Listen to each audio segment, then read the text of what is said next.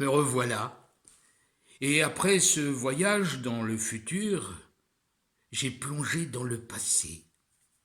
Je vous ramène des mots en or, des verbes déposés jadis dans des ormeaux par nos sages de passage.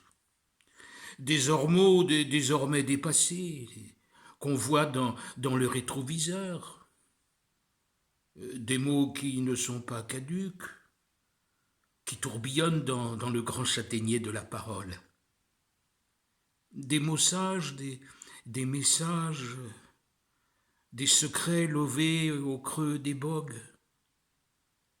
Le passé, lui aussi, agite les branches de l'arbre de vie pour nous revigorer. Car si nous sommes des durs, c'est surtout de la feuille. Nous, on regarde ailleurs. Mais têtu, des durs du mollet, des mous du je, des mous du nous, des mous du je, nous. Pendant ce temps-là, les rois fous s'égosillent et conspirent, les salauds prospèrent. Tout en haut du pire, les soumis du soupir expirent, nous on transpire, on se perd. On se laisse frire au lieu de se laisser frère. Il suffirait qu'on réentende les paroles futées de nos aïeux pour accorder nos lyres, pour ne plus délirer, nous qui avons dispersé les muses. On y accueillerait les mots passés, les mots passants, les mots l'hier, les mieux vaut tard que jamais.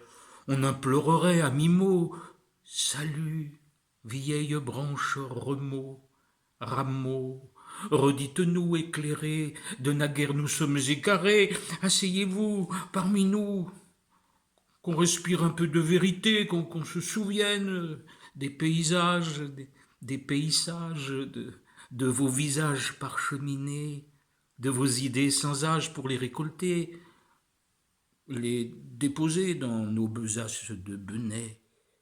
On ferait une cérémonie, on taperait sur nos tambours, on appellerait nos animaux de pouvoir, nos alliés pour qu'ils soufflent dans les radicelles de la vie comme des mers pour que ça remonte jusqu'à nous et que ça germe, qu'on égrène des épis de bons mots plutôt que des épidémies de phrases toutes faites, qu'on déverse de généreux et laiteux pans de mots plutôt qu'une pandémie de mots en miettes. Mieux vaut s'abandonner aux transes des humains plutôt qu'aux transhumains, non? Mieux vaut sauter hors du bassin foutu des âges, du ventre insatiable d'un cauchemar rêve olu. Tant pis si les fous rêvent, nous on s'en contrefout. Nos utopies à nous connaissent le monde de l'arbre. Ainsi je ramène les ormeaux de nos vénérables. Sautez, disent-ils, la foi donne des ailes. J'entends leurs éclats de voix qui rafraîchissent la mémoire pour nous requinquer et verser de l'huile des animaux dans notre lampe. Ils sont là. Ce ne sont pas des mots de Mola, ni des mots du Mordor, ou des mots de mouton. Ce sont ceux de Diogène, toujours à demi nu, pleinement instruit, qui se gratte car la société le démange depuis des siècles. Il persifle sur l'inconsistance humaine. Il harangue le ministre des nausées, cet ignorant de la vie naturelle qui n'a même pas le bon sens d'un chien. Comme notre condition humaine est bien malmenée. De quoi avons-nous seulement besoin? Du ciel, de fruits, de graines, de la couverture des étoiles, des rires d'enfants, de vieillards près des fontaines, de danse, d'une vie à vivre maintenant ou jamais. On a encore besoin de la voix de Diogène qui guette cet humain cet ami véritable qui nous tend la main sans replier les doigts. Ces ormeaux sont toujours là dans l'arbre, à côté de cet arbre-prière de Franz Kafka qui appelle inlassablement cette main tendue dans l'obscurité qui veut saisir une part de grâce pour se muer en une main qui donne. J'entends aussi la voix d'Anaxagore. Il nous dit de surveiller les météores, de nous laisser absorber par la fraîche énergie du mouvement, de laisser entrer en nous les particules sauvages et pures de la créativité. Regardez, murmure-t-il, le jeu subtil qui fait que tout est composé pour qu'on s'éveille et pas qu'on dorme. C'est ça et seulement ça une authentique information. Pas la téloche, mais la vision. J'entends, je vois Hannah Arendt, Simone Weil. La première désigne les obéissants, les lâches qui banalisent le mal, et toujours cette incroyable brume où l'éthique est piétinée. La deuxième nous parle de courage et de foi et de joie malgré la fureur des orages et toutes les grimaces. Nous avons plus besoin de poésie que de pain, dit-elle de sa voix d'ange et de tourterelle. Plus besoin de poésie que de pain. Mais avons-nous assez faim d'amour pour naître? J'entends Satprem, Giono et Rainer Maria Rilke. Vous voilà rendu devant le pont de l'inconnu. Que pourrez-vous donc faire sans vous papillonner, lâcher votre état de chenille et recueillir le temps de l'homme qui va naître?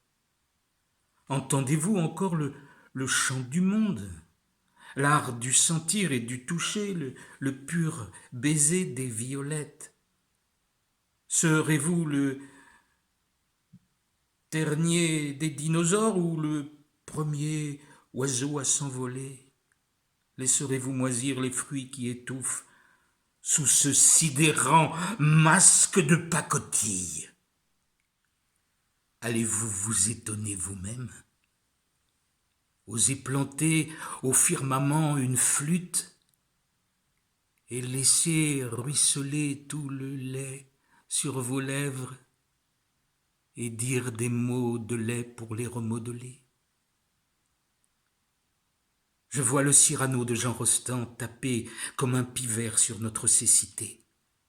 Le Jean Valjean de Victor Hugo soulever la lourde charrette qui écrase l'inimitié. Je vois le vieux cheval battu auquel on crie avance et qui épargne le crapaud blessé. C'est la légende des siècles aux 10 millions de mots d'animaux indomptés. J'entends Saint-Exupéry, Janus Korczak, Marguerite Yourcenar. Vous avez été des enfants, non? Vous vous en souvenez?